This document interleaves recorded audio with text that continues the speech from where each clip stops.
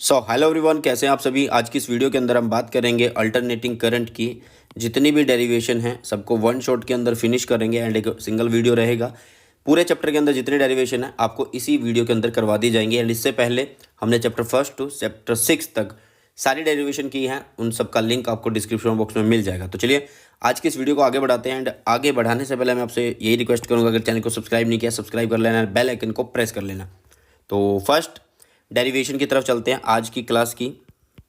ठीक है, तो रूट मीन स्क्वायर वैल्यू होता क्या है कि इसको देखो, हम थ्योरी नहीं यहाँ पे पढ़ रहे, डेरिवेशन पढ़ रहे हैं। तो होगा क्या कि हम एक रजिस्टर ले रहे होंगे, एंड उस रजिस्टर का रेजिस्टेंस कितना है, कैपिटल आर है। एंड इसमें हम एक AC पास करेंगे। हम क्या करेंगे, इसमें से एक AC पास करेंगे, मीन्स यहाँ से एक करंट जा रहा होगा I, 4 टाइम टी के लिए जा रहा होगा, 4 टाइम dt के लिए जा रहा होगा, 4 टाइम dt के लिए जा रहा होगा। तो कॉमन सी बात है कि जब टाइम dt के लिए यहाँ पे I करंट जा रहा होगा किसी एक रेजिस्टेंस R में से, जिसका ठीक है, तो यहाँ पे क्या जनरेट होगी, हीट जनरेट होगी। तो इस हीट को हम कैसे लिख सकते हैं, small heat DH I square R dt लिख सकते हैं। ठीक है, I स्क्वायर R dt लिख सकते हैं। एंड जो ये I है, I is the instantaneous value of current, जिसको हम क्या लिखते हैं, I nought sine omega T से लिखेंगे। ठीक है, I is equal to I nought sine omega T. तो यहाँ पे क्या आ गया आपके पास, DH, ये बन जाएगा I नॉट का स्क्वायर, एंड यहाँ पे हो गया sine square omega T, and ये हुआ R, ये dt। तो अभी के लिए हमारे पास DH आ चुका है, बट हमें फाइंड आउट करना है क्या, टोटल हीट। तो हम इसको क्या करेंगे, इंटीग्रेशन करेंगे दोनों साइड। तो ये इंटीग्रेशन की हमने दोनों साइड, 0 से H 0 से T, क्योंकि DH के साथ है तो हीट की फॉर्म में लिमिट लगेगी, उधर टाइम के साथ है राइट हैंड साइड में, तो दैट्स वाई यहाँ पर लग दिया किसकी फॉर्म में, टाइम की फॉर्म में। ठीक है, चलिए, बट उससे पहले हमें पता है कि जो आपका साइन स्क्वायर ओमेगा टी होता है, वो 1 minus cos 2 omega T by 2 होता है, 1 minus cos 2 omega T by 2 होता है। तो बस पुट करेंगे, तो DH इंटीग्रेशन 0 से T इज इक्वल टू 0 से T integration I nought, and यहाँ पे क्या आएगा, 1 minus cos 2 omega T by 2, and यहाँ पे है आपके पास R dt। तो इंटीग्रेशन जब हम करेंगे तो DH की बन जाएगी क्या, H बन जाएगी, DH की क्या बन जाएगी, H बन जाएगी, is equal to I nought square, ये एक कांस्टेंट है तो बाहर आ जाएगा। ठीक है, R एक कांस्टेंट है तो बाहर आ जाएगा। अंदर क्या रहेगा आपके पास, अंदर आप इंटीग्रेशन कर रहे हो 0 से T, किसकी कर रहे हो, dt, माइनस 0 से T किसकी कर रहे हो, कोस, एक मिनट रुकिएगा, कोस 2 ओमेगा टी की। एंड ये जो 2 है इसको मैंने यहाँ पे लिख दिया ऑलरेडी, क्लियर। ये 2 जो था, ये वाला 2, ये 2 बाहर लिख दिया ना। ठीक है, चलिएगा। तो अभी के लिए हमारे पास आ चुकी है ये इक्वेशन, एंड इस इक्वेशन को आगे करते हैं। इस इक्वेशन के बाद हम लिख सकते हैं H is equal to I nought square capital R, and नीचे ये है 2। तो देखो, इसकी जब हम डिफ्रेंशिएशन इंटीग्रेशन कर रहे होंगे तो हमें मिलेगा T स्मॉल टी, एंड उस पर फिर हम लिमिट ओपन करेंगे, upper limit minus lower limit, तो हमें यहाँ पे मिल जाता है सिर्फ T माइनस कॉस की इंटीग्रेशन होगी sine 2 omega T by 2 omega, and यहाँ पर है क्या, 0 से T, क्या है, 0 से T है। तो आपके पास इन दी एंड आपको बचने वाला क्या है, I nought square R, and यहाँ से आपके पास सिर्फ ये T बचेगा। क्यों बचेगा, क्योंकि ये पोर्शन हो जाएगा 0 जब आप लिमिट को ओपन करोगे। तो I नॉट R, नीचे था 2 एंड अंदर से आया T। ठीक है, क्योंकि आपके पास साइन 4 पाई की फॉर्म बनेगी, एंड वो हो जाएगी क्या, 0, एंड एक होगा साइन 0 जो कि क्या होगा, 0 होगा। ठीक है, मीन्स आपको सिर्फ क्या यूज़ करना है, T is equal to 2 pi by omega, use करना है। क्लियर हो जाएगा। ठीक है, चलिएगा। तो आपके पास अभी हीट आ चुकी है I nought square R T by 2। ठीक है, अब इसके बाद हमने क्या किया, अभी तो AC पास की थी ना, अब हम पास करते हैं RMS value, when IRMS passes through,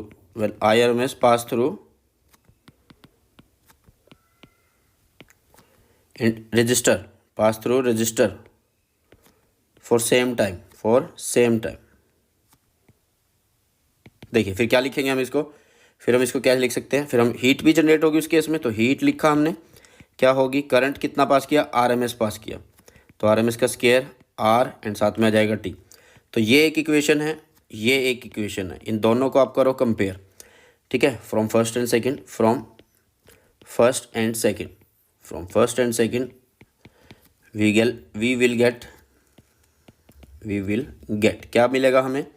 हमें मिल जाएगा I R M S square is equal to I nought square and नीचे मिलेगा 2, बाकी चीज़ कट गई, तो इससे बनेंगे हम क्या? I R M S is equal to I nought upon √2। ठीक है, तो यहाँ से हमारे पास आ गई है आई आर एम एस की वैल्यू। किसकी वैल्यू आ गई है? आई आर एम एस की वैल्यू मीन्स देखिएगा, तो आई आर एम एस क्या होगा? आई आर एम एस हमारे पास क्या आ सकता है कि जो 1/√2 है इसकी एक वैल्यू बना देंगे हम, इसकी एक वैल्यू बना देंगे। मीन्स हम इसको ऐसे लिख सकते हैं I R M S is equal to हो जाएगा 0.707 एंड यहाँ पे है आपके साथ क्या है यहाँ पे आई नोट है। कितना है? आई नोट। तो ये वैल्यू जो होगी, ये जो वैल्यू होगी हमारी, ये वाली वैल्यू, ये वैल्यू जो होगी वो होगी आई आर एम एस की वैल्यू। ठीक है, परसेंटेज में भी निकालना चाहते हो निकाल सकते हो, लेकिन अगर तुमसे कोई पूछ ले वी आर एम एस निकालो, रूट मीन स्क्वायर वैल्यू निकालनी है वोल्टेज की, तो रूट मीन स्क्वायर कैसे लिखेंगे? आई आर एम एस लिखेंगे एंड रेजिस्टेंस लिखेंगे। तो V R M S, I R M S कितना है? 0.707 आई नॉट है एंड साथ में यहाँ पे आर है, तो आई नॉट आर क्या बन जाएगा? वी नॉट बन जाएगा ना। ठीक है, तो वी आर एम एस कितना हुआ आपके पास? 0.707 वी नॉट हुआ। ठीक है, तो ये होती है आपके पास क्या? वी आर एम एस की वैल्यू। किसकी वैल्यू है ये? वी आर एम एस की वैल्यू। तो इस तरह से आप फाइंड आउट कर सकते हैं R M S value of the current and R M S value of the voltage. ठीक है, अब नेक्स्ट हमारे पास आता है AC voltage applied to a resistor only. ठीक है, तो मतलब आप सिर्फ एक रजिस्टर ले रहे होंगे एंड उस रजिस्टर के अक्रॉस एसी सप्लाई अप्लाई करेंगे। ठीक है, तो ये रहा एक रजिस्टर जिसका रेजिस्टेंस है आर कैपिटल, यहाँ पर हमने अप्लाई किया इसके अक्रॉस एसी सोर्स। ये क्या है? एसी सोर्स है। क्लियर? ये है एसी सोर्स एंड इस एसी सोर्स से करंट जा रहा है आई। ठीक है, इसमें से एंड ये बना देगा एक वोल्टेज ड्रॉप जो कि क्या होगा? V not sine omega T. किसके अक्रॉस? आर के अक्रॉस। कंप्लीट है? इतनी बात समझ में आई? इतनी बात समझ में आ गई ना? चलिएगा, अब इसके बाद देखिएगा बेटा क्या करना है आपको। इसके बाद क्या करना है ध्यान से देखिए। तो हमारे पास है v is equal to V not sine omega T. V is equal to V not sine omega T. अब आपको क्या करना है? अप्लाई करना है, apply KCL second in circuit. इस सर्किट में आपको KCL अप्लाई करना है। यहाँ से करंट चला तो ये हाई पॉइंट है, यहाँ से करंट एंटर कर रहा है तो ये लो पॉइंट है, यहाँ से करंट एंटर कर रहा है तो ये हाई पॉइंट, ये लो पॉइंट। ठीक है, समझ में आ गया? इतनी चीज़ समझ में आई। चलिए, जब आप लूप लगाओगे तो आपको यहाँ से क्या मिलेगा? आपको मिलेगा कि जो V है वो IR के इक्वल है। जो V है वो किसके इक्वल है? IR के इक्वल है। आप सिंपल लूप लगाइए। देखो, मान लीजिए आप यहाँ से चल रहे हो, आप ऐसे चल रहे हो कि यहाँ से मैं यहाँ गया तो मैं हाई से लो जा रहा हूँ। हाई से लो तो माइनस लिखूँगा, -I इंटू आर। क्या लिखूँगा? -I into R. फिर मैं क्या जा रहा हूँ? आगे गया मैं ऐसे लो से हाई, तो मैं यहाँ पे लिखूँगा प्लस एसी सोर्स एंड उसी पोजीशन पे आ गया तो वी नॉट। तो कॉमन सी बात है, यहाँ से आपको V is equal to I R ही मिलने वाला है। तो हमें निकालना है क्या? I की वैल्यू, तो वो क्या होगी? V/R हो गई। तो V कितना है? V not sine omega T and नीचे आपके पास R है।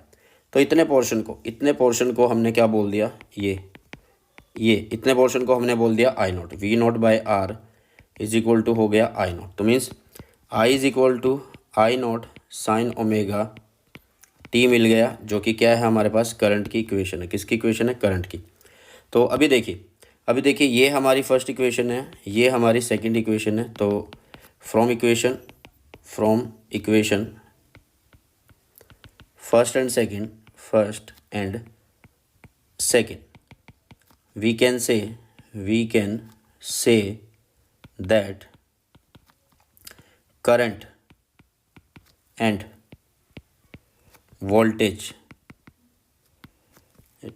remains in same phase। एक मिनट रुकिए, क्या लिखेंगे हम? From equation first and second we can say that current and voltage are in same phase. ठीक है, किसके केस है ये? In case of resistor. Clear? इतनी चीज समझ में आ गई? तो यहाँ से आपको पता लग गया कि करंट एंड वोल्टेज दोनों ही सेम फेज में होते हैं in the case of register. अब आगे चलते हैं। अब आगे आगे हम क्या करेंगे, एक फेजर डायग्राम बनाएंगे। क्या बनाएंगे, फेजर डायग्राम। तो फेजर डायग्राम समझ लेते हैं कि क्या होता है फेजर डायग्राम। बहुत आसान होता है फेजर डायग्राम। फेजर डायग्राम में होगा क्या कि आपके पास ये एक एक्स एक्सिस है, सॉरी वाई एक्सिस है, एंड यहाँ पे एक एक्स एक्सिस है। क्लियर। तो अभी के लिए ये आपका जो एक्स एक्सिस है, इससे किसी एंगल फाई टी पर, किसी एंगल फाई टी पर जिसको, सॉरी फाई नहीं, ओमेगा टी मैं बोल रहा हूँ, क्या ओमेगा टी, ये रहा ऐसे, मीन्स ये वाला, ये एंगल ऐसे, तो ये एंगल कितना, ओमेगा टी। तो ओमेगा टी पे कौन है आपके पास है वोल्टेज, तो ये क्या हुआ, V not sine omega T हुआ। सेम इसी पे जा रहा है आपका कौन, करंट, जो कि कितना, I is equal to I naught sine omega T, क्योंकि इनके जो फेस हैं, ये एंगल है, ये सेम है, इनके जो फेस हैं, जो एंगल हैं वो क्या है, सेम है। तो दैट्स वाई आप इस तरह से बना सकते हैं एक ही पर। ठीक है। एंड कुछ थोड़ा सा ऊपर क्यों बनाया, क्योंकि यहाँ पे जो फेस है उतना ही तो फेस बनाएंगे ना हम पहले। ठीक है। चलिए, तो फेजर डायग्राम इसी तरह से आप बना सकते हो इनकी ग्राफ, तो वो बहुत ईजी है। ठीक है। डेरिवेशन कर रहे हैं तो डेरिवेशन को एक बेस्ट वे में करते हैं। अब आगे केस आता है आपके पास AC voltage apply to an inductor only. ठीक है। अब आपके पास एक क्या होगा, एक इंडक्टर ही होगा सिर्फ। ठीक है। मान लीजिए आपके पास ये एक इंडक्टर है। ठीक है। इस इंडक्टर के अक्रॉस आपने एक AC सोर्स अप्लाई किया, ये AC सोर्स। तो ये AC सोर्स क्या करेगा, करंट देगा, एंड यहाँ से जब करंट जाएगा तो इसके अंदर बन जाएगा क्या, एक EMF बन जाएगा, जो कि क्या होगा, LdI/dt होगा। क्या होगा, LdI/dt होगा। मतलब इन मैग्नीट्यूड अगर मैं लिखना चाहूँ तो वो क्या लिखा जाएगा, वो लिखा जाएगा LdI/dt मैग्नीट्यूड में। क्लियर है। तो बस सिंपल है, हमें पता है कि ये जो AC सोर्स है, ये AC सोर्स है, ये क्या करेगा, एक वोल्टेज ड्रॉप बना देगा इंडक्टर के अक्रॉस, जो कि कितना होगा, V not sine omega T होगा, V not sine omega T. And यहाँ पर हमें क्या निकालना है, क्या निकालना है, करंट निकालना है, क्योंकि आपको V दिया होता तो आपको करंट निकालना है। तो इंडक्टर के अक्रॉस एक EMF जनरेट हो रहा है, बैक EMF जनरेट हो रहा है। ठीक है। तो सबसे पहले वही अप्लाई करेंगे, क्या, apply KCL second rule in circuit में हम अप्लाई कर रहे हैं सेकंड रूल को। तो वही कि यहाँ से प्लस है, यहाँ से माइनस, मतलब ये हाई ये लो, यहाँ से एंटर कर रहे हैं तो हाई, ये लो हो गया। ठीक है। तो अब कहाँ से कहाँ चले, यहाँ से मैं यहाँ जा रहा हूँ, यहाँ से मैं यहाँ जा रहा हूँ, तो इसका क्या लिखेंगे, वोल्टेज लिखेंगे। कैसे लिखते हैं वोल्टेज, मतलब EMF लिखेंगे यहाँ का, तो वो कैसे लिखा जाता है, LdI/dt से लिखा जाता है। तो हम हाई से लो जा रहे हैं तो दैट्स वाई इसको हम माइनस ही लिखने वाले हैं। किस में लिखने वाले हैं, माइनस लिखने वाले। तो ये हुआ माइनस LdI/dt। फिर आगे हम कहाँ चले, आगे हम चले यहाँ से इधर, तो लो से हाई जा रहे हैं तो प्लस लिखेंगे, V is equal to 0, means V is equal to हो गया क्या, LdI/dt हो गया, LdI/dt हो गया। क्लियर है इतनी चीज़। अब हमें निकालना है I, तो LdI एक साइड किया, Vdt एक साइड होगा, तो V की वैल्यू कितनी है, V not sine omega T, and ये हो जाएगा dt। अब हम यहाँ पे क्या करेंगे, इंटीग्रेशन करेंगे दोनों साइड, इधर भी और इधर भी। तो जो लेफ्ट हैंड साइड की इंटीग्रेशन है वो जाएगी हमारे पास I, यहाँ पे है क्या, L, यहाँ पे क्या बन जाएगा, वी नॉट, एंड साइन की इंटीग्रेशन हो जाएगी माइनस कोस, तो माइनस आ गया बाहर, कोस omega T by omega. Clear है। एंड ये हुआ dt, cos omega T by omega हो गई। ठीक है। अब इसके बाद देखिए मैं यहाँ पे क्या कर रहा हूँ कि ये जो कोस आ गया है, मीन्स मेरे पास I की वैल्यू अगर मैं निकालूंगा तो वो बनेगी minus V not by L. Omega पड़ा है नीचे तो वो भी एक साइड लिख लिया, अंदर कौन रह गया, कोस ओमेगा टी रह गया, बस। ठीक है। बट मेरी इक्वेशन V की साइन फॉर्म में है, तो I को भी मैं साइन फॉर्म बना लेता हूँ, I को भी किस में बना लेता हूँ, साइन फॉर्म में बना लेता हूँ। तो यहाँ पे I क्या बन जाएगा, I is equal to minus जो है वो हो जाएगा प्लस। ठीक है। तो V not by L omega plus हो जाएगा, आप इसको बना सकते हो sine omega T minus pi by 2, sine omega T minus pi by 2। And जो ये एल ओमेगा है ये होता है XC क्या होता है, XC is the capacitive reactance, capacitive नहीं है, ये इंडक्टर कर रहे हैं तो इंडक्टिव रिएक्टेंस होगा, इंडक्टिव रिएक्टेंस। मतलब सिंपल सा केस है कि ये इंडक्टर के केस का क्या है, रेजिस्टेंस है, क्या है ये, रेजिस्टेंस है। ठीक है। तो देखो फिर I is equal to V not by resistance हो गया, वी नॉट बाय रेजिस्टेंस, तो उसको V not by XC resistance हो गया, एंड ये हो गया sine omega T minus pi by 2, minus pi by two. तो वी नॉट बाई एक्सएल को क्या लिख सकते हैं, आई नॉट लिख सकते हैं, क्योंकि वी नॉट एक वोल्टेज एंड नीचे क्या है, रेजिस्टेंस है। तो आई हुआ आपके पास क्या, I naught sine omega T minus pi by two हो गया। क्लियर। तो यहाँ से हमें पता लग रहा है कि जो करंट है वो क्या कर गया है, वो कर गया है भैया क्या, वो कर गया है लैग किसको, वोल्टेज को। क्लियर। तो यहाँ से आपको देखने को मिल रहा है कि जो आपका करंट है, एक मिनट रुकिएगा, करंट क्या है, current lags the voltage by pi by two. किसके केस में, इंडक्टर के केस में। अगर हम फेजर डायग्राम बनाएं तो फेजर डायग्राम कैसे बना सकते हैं, फेजर डायग्राम है ऐसे बना सकते हैं कि ये रहा आपके पास वाई एक्सिस, ये रहा एक्स एक्सिस। वोल्टेज कहाँ जा रहा है, वोल्टेज जा रहा है यहाँ पर, वोल्टेज कहाँ जा रहा है, यहाँ पर जा रहा है। ये है वोल्टेज जो कि कितने एंगल पर है, ओमेगा टी पर है। बट इससे पीछे कौन है, करंट है, जिसको हम ऐसे बना सकते हैं, ठीक है। तो ये हुआ आपका 90 डिग्री पीछे, क्या है ये, 90 डिग्री पीछे है। तो ये हुआ I is equal to I naught sine omega T. Clear. इस तरह से आपको ये करना होता है। नेक्स्ट चलते हैं, AC voltage apply to an capacitor only. Capacitor वाले केस में क्या करेंगे, सिर्फ एक कैपेसिटर ही अप्लाई करेंगे हम। तो यहाँ पर हमने एक कैपेसिटर लिया, ये कैपेसिटर, एंड इस कैपेसिटर के अक्रॉस आपने लगा दिया क्या, एक एसी सोर्स। इस कैपेसिटर की कैपेसिटेंस कितनी है, सी है। तो वही बात कि ये यहाँ से जो सोर्स है ये इस कैपेसिटर को क्या करेगा, चार्ज करेगा। तो करंट की जगह अब देगा ये चार्ज, क्या देगा, इसको चार्ज देगा। तो सिंपल सा तरीका है कि आप इसको क्या कर सकते हैं, हमें पता है कि यहाँ पर जो V होगा वो बनेगा V naught sine omega T. Clear है। V is equal to V naught sine omega T बनेगा। एंड I क्या होता है, I होता है D Q by D T. I क्या होता है, D Q by D T. And हमें पता है कि C क्या होता है, Q बाई वी। C क्या होता है, Q by V. And Q क्या हो जाएगा, जिसको हम स्मॉल q लिख सकते हैं, वो हो जाएगा C V. And C V is the C V not sine omega T हो जाएगा। क्लियर। तो यहाँ पे I बन गया हमारे पास क्या, आई डी टी, या तो डी टी लिखिए या फिर आप इस तरह से कर दीजिए, I is equal to D by D T. And Q की वैल्यू कितनी होगी, C V not sine omega T हो गई। क्लियर। एंड यहाँ पर जब हम डिफ्रेंशिएशन कर रहे हैं तो सी बाहर, वी नॉट बाहर, डिफ्रेंशिएशन करेंगे किसकी, साइन ओमेगा टी की, साइन ओमेगा टी की। तो साइन की डिफ्रेंशिएशन क्या हो जाएगी, कोस हो जाएगी, कोस ओमेगा टी। एंड जो ओमेगा होगा वो साथ में ही आ जाएगा यहाँ पे, ठीक है। तो मतलब आई की इक्वेशन आ गई C V naught omega cos omega T, ठीक है।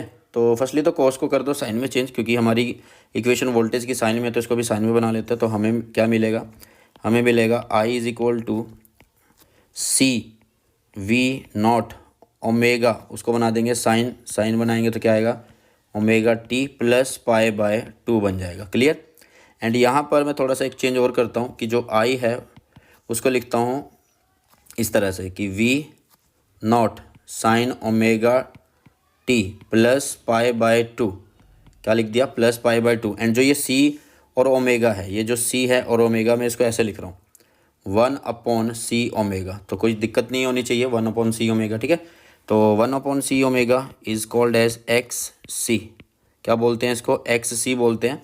एंड इसको क्या बोलते हैं, एक्स सी बोलते हैं। X C is the capacitive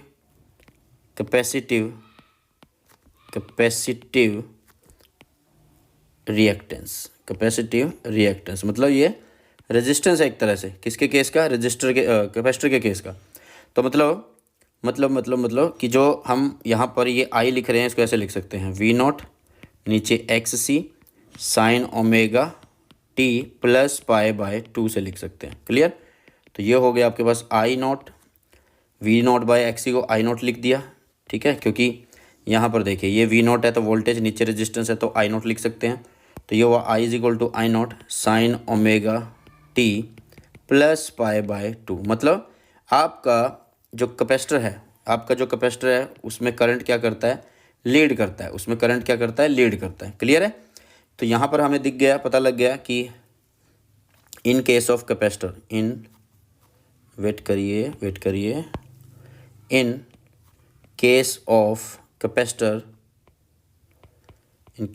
capacitor, current leads the voltage by pi by 2, leads the voltage by pi by 2 से। क्लियर है? इतनी चीज़ समझ में आई? तो फेजर डायग्राम बहुत आसान बनेगा। जैसे कि ये बनाया हमने एक वाई एक्सिस, यहाँ पे बना दिया एक्स एक्सिस, एंड क्या हो रहा है, वोल्टेज जा रही है इधर जो कि किसी ना किसी एक्सिस के ऊपर है, वोल्टेज जा रही है इधर ऐसे, ठीक है। तो कितने एंगल पर जा रही है ये, ओमेगा टी पर जा रही है। तो यहाँ पे वो आपके पास v is equal to V not sine omega T, and इससे लीड कर रहा है कौन, इससे लीड कर रही है करंट, तो करंट जा रहा है इससे लीड इधर, ठीक है। तो ये बन गया इसके ऊपर एंगल 90 का। तो यहाँ पे जा रहा है कौन, करंट। तो I is equal to I naught sine omega T plus pi by 2 जा रहा है, ठीक है। तो ये होता है हमारे पास फेजर डायग्राम। क्लियर है? ये क्या होता है, फेजर डायग्राम होता है। तो इस तरह से आपको करना है यहाँ पर ये सब डेरिवेशंस को। एंड अभी तक हमने क्या पढ़ लिया, आरएमएस पढ़ लिया, एसी सर्किट पढ़ लिया, रजिस्टर के लिए, इंडक्टर के लिए एंड कैपेसिटर के लिए। अब पढ़ते हैं सीरीज एलसीआर सर्किट। अब पढ़ते हैं series LCR circuit. Firstly series LCR circuit में क्या होगा कि आपके पास एक आर होगा, आपके पास एक सी होगा एंड आपके पास एक इंडक्टर होगा, ठीक है। R C L, L C R, ठीक है। तो ये हो आपके पास एक एसी सोर्स एंड ये आगे कनेक्ट है इससे दिस। तो सबसे पहले बात, सीरीज में क्या होगा कि हर एक के अक्रॉस वोल्टेज अलग अलग रहेगी। यहाँ पे वी आर होगी, यहाँ पे वी सी होगी एंड यहाँ पे वी एल होगी। तो मैं पहले इन V L V C V R को लिख देता हूँ। तो रजिस्टर के केस में क्या लिखेंगे, आई आर लिखेंगे, क्योंकि यहाँ पे करंट होगा आई, करंट होगा आई एंड रेजिस्टेंस है उसमें से मल्टीप्लाई होता जाएगा। चलो करंट आई सब में सेम है, तो यहाँ पे क्या हो जाएगा एक्स सी, यहाँ पे हो जाएगा एक्स एल। क्लियर है इतनी चीज़? एंड हमें पता है कि यहाँ पे क्या होता है, वोल्टेज एंड करंट वो सेम फेस में होते हैं, रजिस्टर के केस में सेम फेस, ठीक है। यहाँ पे क्या होता है, वोल्टेज एक्सी के केस में वोल्टेज लैग कर रही है, लैग द करंट, ठीक है। इंडक्टर के केस में वोल्टेज लीड करती है, इंडक्टर के केस में वोल्टेज क्या करती है, लीड द करंट। बस ये चीज़ अगर याद है तो सब चीज़ हो गई है। अगर आपको ये चीज़ याद है तो आपकी सारी चीज़ें हो गई हैं। चलिएगा, तो अभी देखिएगा, सबसे पहले हम बनाते हैं क्या, फेजर डायग्राम। तो फेजर डायग्राम मैंने यहाँ पे बनाया, देखिएगा सबसे पहले क्या करेंगे, ये ऐसे, ठीक है। तो हमने अभी तक कुछ नहीं किया, एक एक्सिस यहाँ पे लिया है वाई एंड ये है एक्स एक्सिस। इस एक्स एक्सिस पे मैं करंट ले रहा हूँ, क्या ले रहा हूँ, करंट। यहाँ पे मैंने करंट बना दिया, ठीक है। क्या बना दिया मैंने, यहाँ पे करंट बना दिया। रुकिएगा, सही से लिख देते हैं। इस एक्स एक्सिस पे क्या है, करंट है, कॉमन चीज़ रख ली मैंने, ठीक है। अब मैं वोल्टेज के साथ डील कर लेता हूँ, किसके साथ डील कर लेता हूँ, वोल्टेज के साथ डील कर लेता हूँ। तो करंट एंड वोल्टेज रजिस्टर के केस में जाते हैं सेम डायरेक्शन में, तो मैं यहाँ पे लिख देता हूँ क्या, वी आर। इंडक्टर के केस में वोल्टेज लीड कर रही है, तो वोल्टेज लीड कर दी यहाँ पे वी एल, ठीक है। बट कैपेसिटर के केस में वोल्टेज लैग करती है, नीचे की तरफ लिख दी, तो ये होगी ऐसे, ये हुआ वी सी। बट मुझे अगर दो चीज़ें मिल जाएं, एक ऊपर की तरफ और एक नीचे इधर की तरफ, तो मैं रिजल्टेंट निकाल सकता हूँ इधर, ठीक है। तो पहले मैं इस कंपोनेंट को ख़त्म करना चाहूँगा, कैसे, मतलब मैं यहाँ पे वी एल माइनस वी सी लिख दूंगा, तो उसकी वैल्यू कॉमन सी बात है, मुझे ऊपर ही मिलने वाली है, V L minus V C, V L minus V C. तो आपके पास रिजल्टेंट आ जाएगा कहाँ पर, रिजल्टेंट आ जाएगा इस तरह से, रुकिएगा, यहाँ पर ये रिजल्टेंट आ गया, ठीक है। कौन है रिजल्टेंट, वी, रिजल्टेंट वी है हमारे पास, ठीक है। तो बस अब इसको बहुत इजी वे में हम कर सकते हैं, कैसे, अगर ये है ओ, ये है ए, ये है बी एंड ये है सी, तो यहाँ पर मैं सिंपल पाइथागोरस थ्योरम लगाता हूँ एंड मैं यहाँ पे क्या लिख रहा हूँ कि जो ओ बी है स्केयर वो किसके इक्वल है, वो ओ ए के स्केयर के इक्वल है, plus sorry O B square is equal to O A square plus A B square. तो O B is V square, O A is V R, ठीक है, V R square plus A B is V L minus V C, V L minus V C का square. तो we square, we R को कैसे लिख सकते हैं, I are से लिख सकते हैं, तो ये होगा दिस, प्लस इसको कैसे लिख सकते हैं, आई एक्स एल माइनस आई एक्स सी से लिख सकते हैं, आई एक्स एल माइनस आई एक्स सी से लिख सकते हैं, यहाँ पे स्केयर हो गया।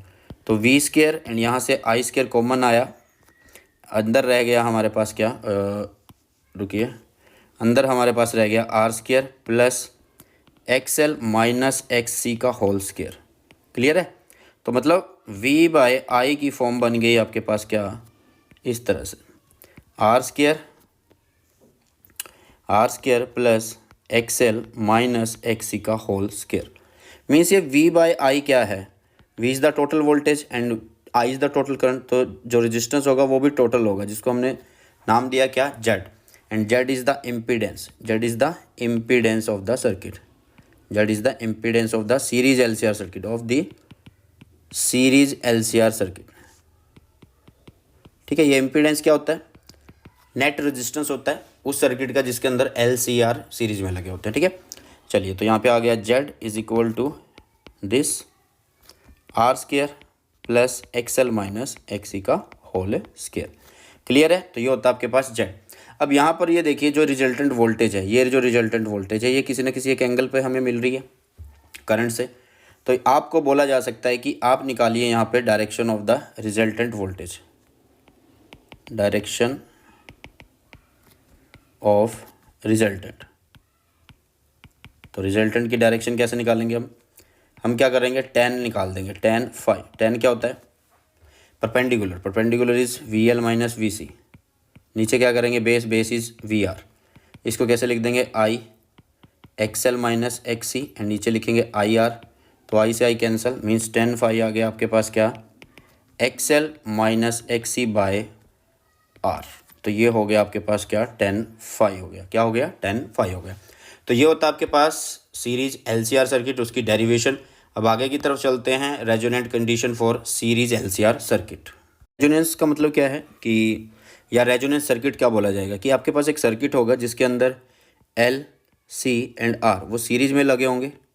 वो कैसे लगे होंगे, सीरीज में, एंड जो वहाँ से करंट होगा वो आपका मैक्सिमम पास कर रहा होगा, क्या होगा, मैक्सिमम पास कर रहा होगा किसी एक पर्टिकुलर कंडीशन पर, किसी एक पर्टिकुलर कंडीशन पर। ठीक है, तो वो सर्किट होता है आपका क्या, रेजोनेंट सर्किट, वो क्या होता है आपका, रेजोनेंट सर्किट होता है। ठीक है, तो ये कैसे मिलता है, कैसे बनता है, ठीक है, मैक्सिमम करंट कैसे अचीव कर सकते हैं हम उसको समझते हैं।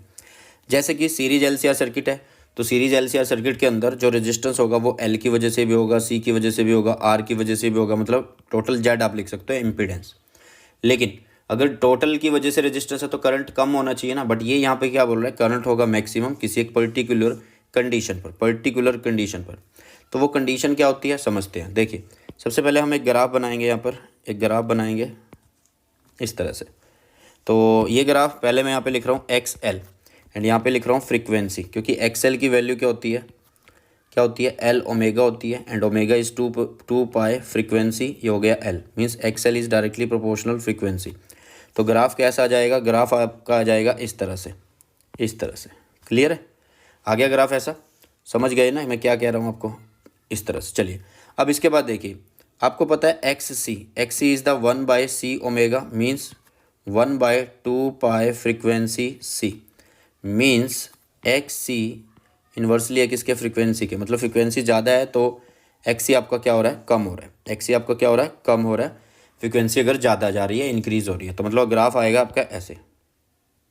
ठीक है, तो मतलब देखो यहाँ पर ये एक पर्टिकुलर कंडीशन है, ये एक पर्टिकुलर कंडीशन ये वाली, एंड यहाँ पर एक पर्टिकुलर फ्रीक्वेंसी जिसको हम बोलते हैं क्या, mu R is the resonance frequency, and यहाँ पर पहले हमने XL लिया था, बाद में XC लिया, तो यहाँ पर हो गई क्या, XL XC इक्वल हो गई।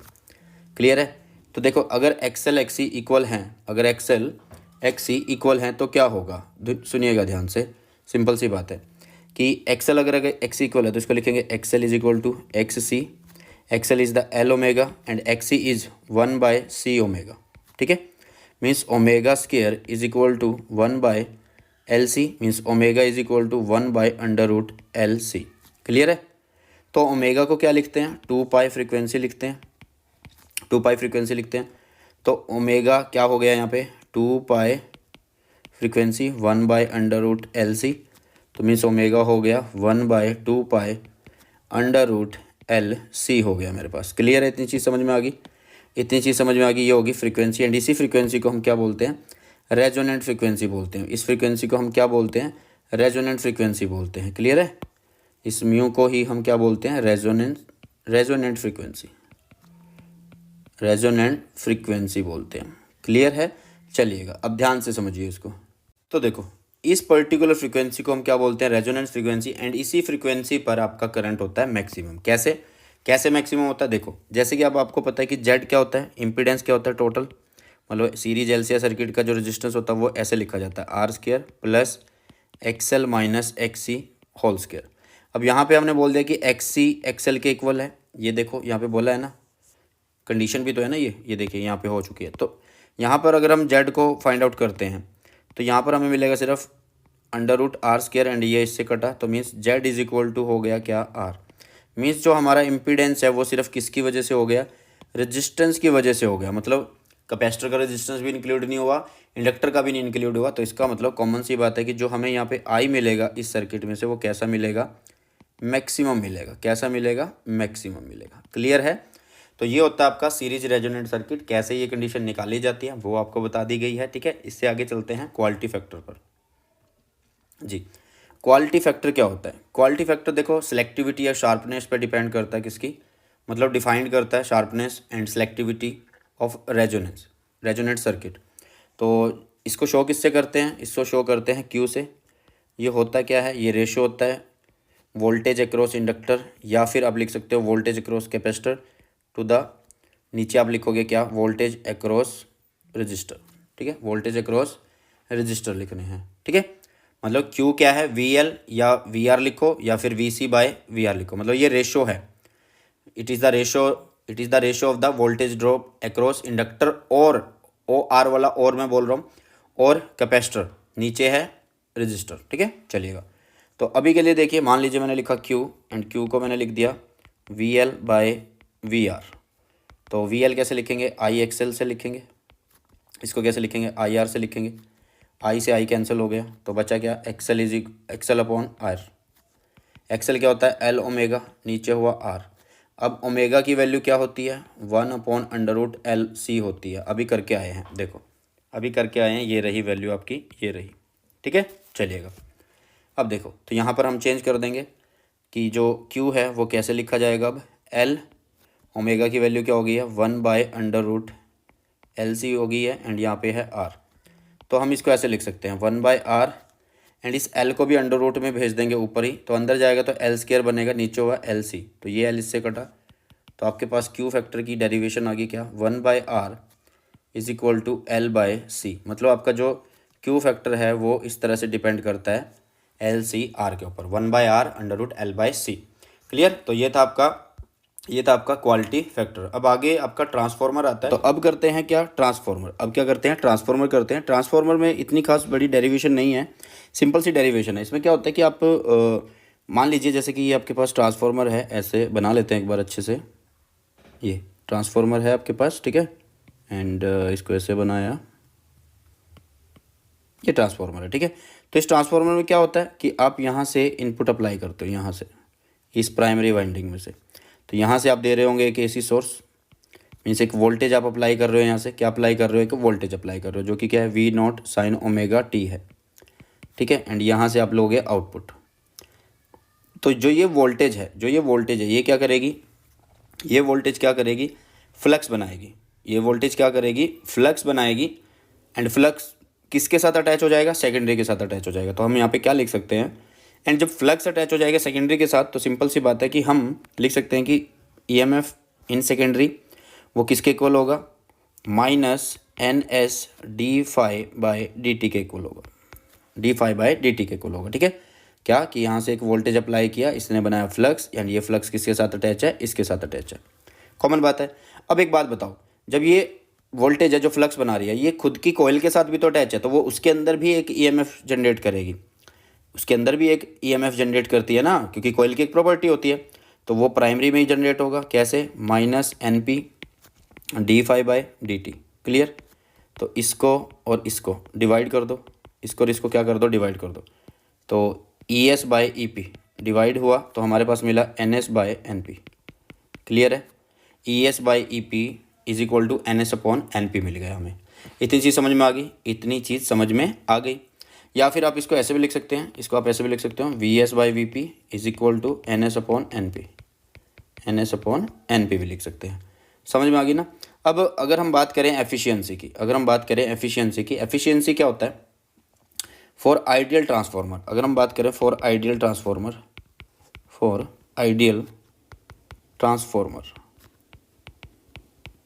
तो आइडियल ट्रांसफार्मर में क्या होगा कि आपकी जो पावर है, इनपुट, जो आपकी पावर इनपुट है वो किसके इक्वल होगी, पावर आउटपुट के इक्वल होगी, पावर आउटपुट के इक्वल होगी। ठीक है, तो पावर इनपुट को कैसे लिख सकते हैं, IP EP से लिख सकते हैं।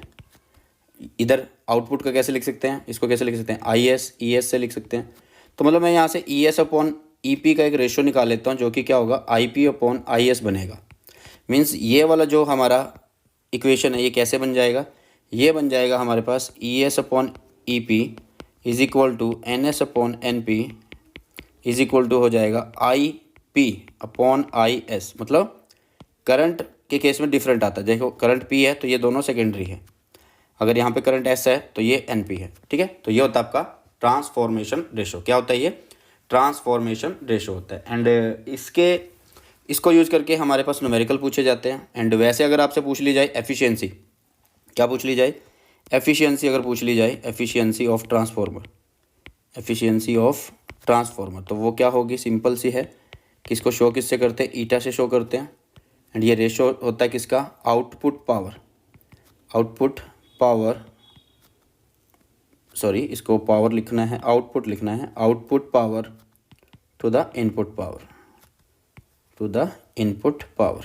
क्लियर है, इनपुट पावर। तो ये होता है आपके पास क्या, एफिशिएंसी। ठीक है, तो यही थी हमारी डेरिवेशन जो इस चैप्टर के अंदर थी, अल्टरनेटिंग करंट के अंदर। तो इसको हमने कर लिया है। एंड इसकी जो डेरिवेशन है जिसकी PDF आपको टेलीग्राम चैनल पे सेंड कर दी जाएगी। एंड टेलीग्राम चैनल है सुनील जंगड़ा सर के नाम से, उसे ज़रूर ज्वाइन कर लेना, लिंक आपको डिस्क्रिप्शन बॉक्स में मिल जाएगा। ठीक है, तो आई होप कि वीडियो आपको पसंद आई है। एंड मिलते हैं हमारी नई वीडियो में। एंड उस नई वीडियो में आगे लेके आएंगे नेक्स्ट चैप्टर की डेरिवेशन का वन शॉट। तो चलिए इसी के साथ इस वीडियो को करते हैं समाप्त, मिलते हैं हमारी नई वीडियो में। Thanks for the watching, God bless you all, have a nice day, bye bye, take care.